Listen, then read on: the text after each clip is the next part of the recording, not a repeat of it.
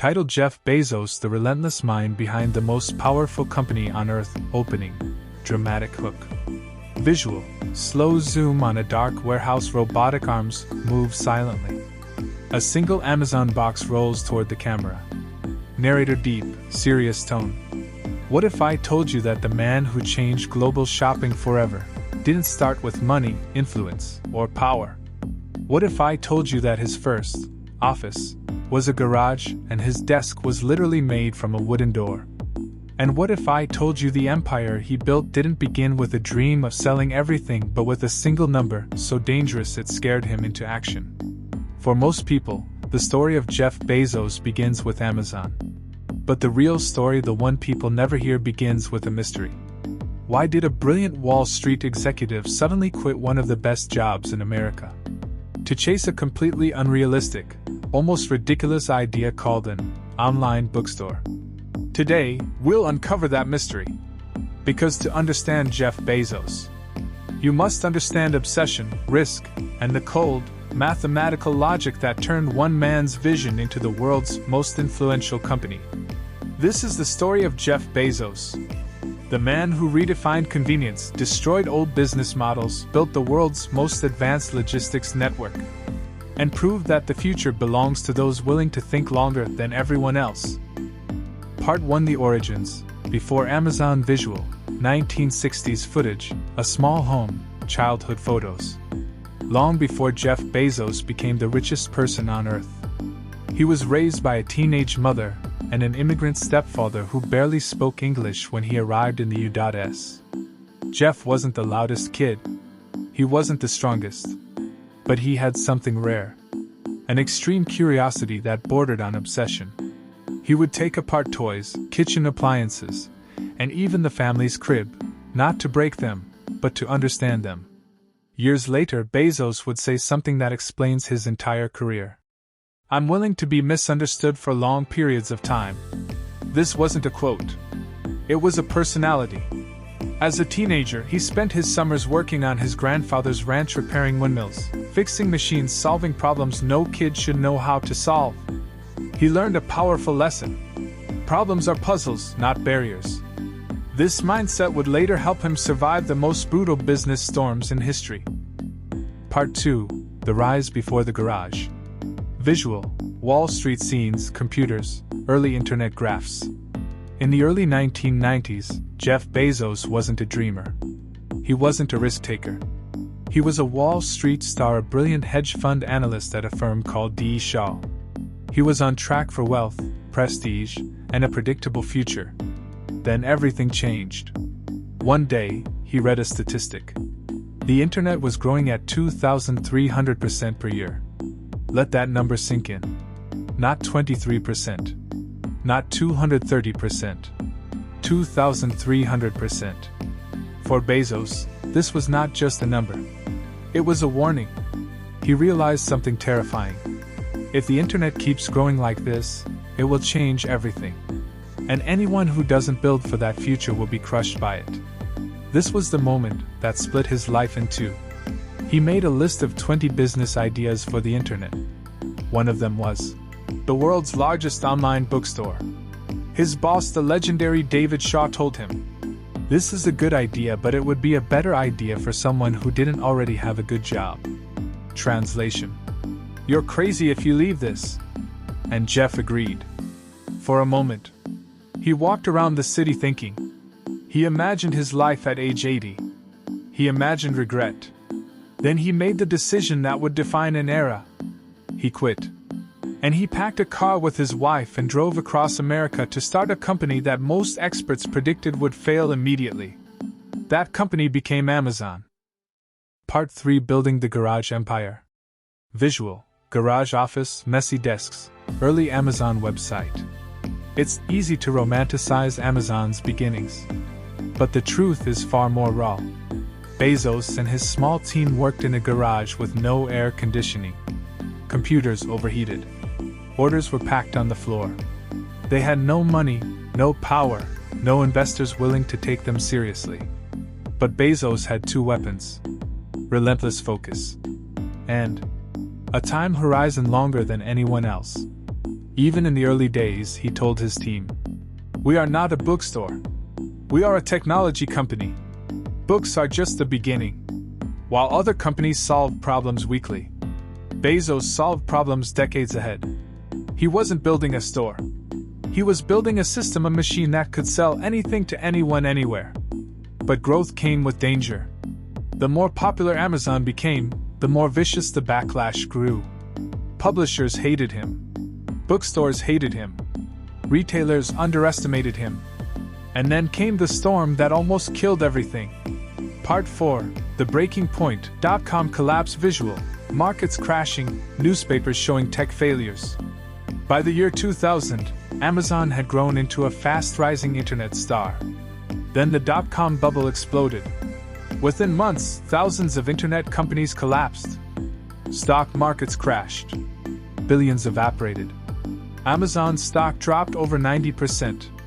Analysts called Bezos a fraud. Magazines wrote, "Amazon bomb. Jeff Bezos is finished. This company will not survive the year." Employees panicked. Investors attacked. Competitors celebrated. This was the moment most founders quit. But Bezos didn't break. He went silent and went deeper into strategy. Instead of retreating, he doubled down. He cut costs aggressively. He restructured warehouses. He focused on survival, not growth. And quietly, behind the scenes, he began designing the most powerful profit machine Amazon would ever create. Part 5. The Twist, the Birth of AWS. Visual, servers, data centers, developers. In the early 2000s, Amazon faced a massive internal problem. Its engineers were wasting time building the same infrastructure again and again. Bezos saw a pattern. If Amazon needed cloud storage and computing, so would millions of other companies in the future. And then came the realization: we can sell the backbone of the internet. This idea became Amazon Web Services, AWS. When AWS launched, nobody understood it. People mocked it. Investors ignored it. But Bezos knew something they didn't. E-commerce was the present. Cloud computing was the future. Today, AWS is the most profitable part of Amazon. It powers Netflix, Facebook, NASA, Spotify, Airbnb, and millions of apps worldwide. The twist was complete. Amazon wasn't a store anymore. It was the infrastructure of the modern world. Part 6. Fallout: the price of growth. Success comes with consequences. Behind Amazon's speed were warehouses operating at near military efficiency. Employees faced intense pressure. Small businesses struggled to compete. Retail giants collapsed under Amazon's shadow. Bezos' philosophy: customer obsession above all, created products people loved. But also a machine so powerful that critics questioned whether any competitor could survive. Bezos wasn't blind to criticism. But he believed something deeply. Short-term comfort destroys long-term achievement. Discipline creates greatness. To him, success wasn't about ease. It was about building something that would last beyond his lifetime. Part 7. Failed fixes: why competitors lost. Walmart tried to copy Amazon. eBay tried to outsmart Amazon. Google tried to compete with Amazon Shopping. Microsoft tried to fight AWS. They all failed. Why? Because they misunderstood the core of Bezos' strategy. Amazon doesn't win by doing things better. It wins by doing them earlier. By the time other companies realized what Bezos was building, Amazon was already 10 years ahead. Competitors solved yearly goals. Bezos solved decade-long goals. This is why almost every attempt to stop Amazon failed. Part 8. Modern parallels: shocking data. Today, Amazon is not just a company. It is 40% of US e-commerce. The backbone of the internet through AWS. One of the world's largest logistics networks. A leader in robotics and AI warehouses. A trillion-dollar empire built on long-term thinking. Bezos didn't just predict the future. He built it. And here's the shocking part. Most of his greatest decisions came from ideas people laughed at. Selling books online. Impossible. Now it's normal. 2-day shipping. Insane. Now it's expected. Cloud computing. Too abstract. Now it runs the world. This is the repeating pattern of his life. Bezos sees what others see, but he understands what others ignore. Part 9. The final lesson: what made Bezos different. Jeff Bezos wasn't the smartest, richest, or most connected. His superpower was simpler and more dangerous. He made decisions based on the next 20 years, not the next 20 days. When everyone else looked for shortcuts, he looked for systems. When others played for profits, he played for dominance. When others feared the future, he embraced it. And the world changed accordingly.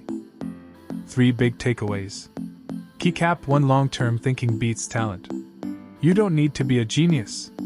You need patience and the courage to think in decades. Keycap 2: obsession is a competitive advantage. If you care about something more than others, you will eventually beat others. Keycap 3: regret minimization is the ultimate decision tool.